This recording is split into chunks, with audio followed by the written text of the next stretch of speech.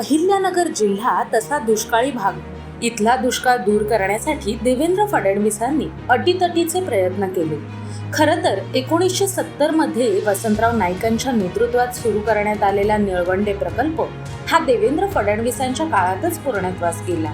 44 वर्षांच्या विलंबामुळे प्रकल्पाची किंमत 7.9 कोटींहून 5,177 कोटींवर गेली.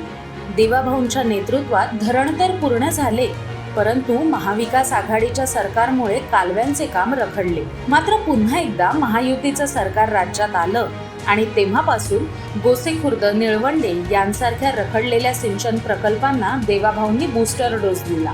अवघ्या 11 महिन्यांनी निळवंडे प्रकल्पाचे काम पूर्ण झाले आणि कालव्यातून वाहणारे पाणी पाहून गावकऱ्यांचा आनंद गगनात मावेनासा झाला.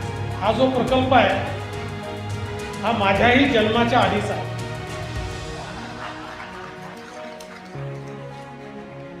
आणि तेव्हा 8 कोटीचा असलेला प्रकल्प आता 5,000 कोटीच्या पलीकडे चालला गेला.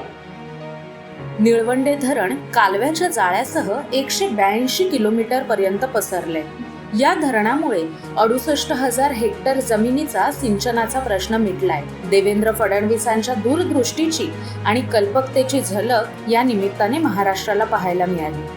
खरं तर एकेकाळी दुष्काळाने होरपळणारा महाराष्ट्र आज सिंचनक्षम झालाय.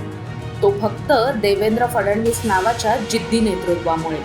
देवाभाऊंना महाराष्ट्राचा आधुनिक भगीरथ म्हटले तरी काही त्यात वावगं ठरणार नाही.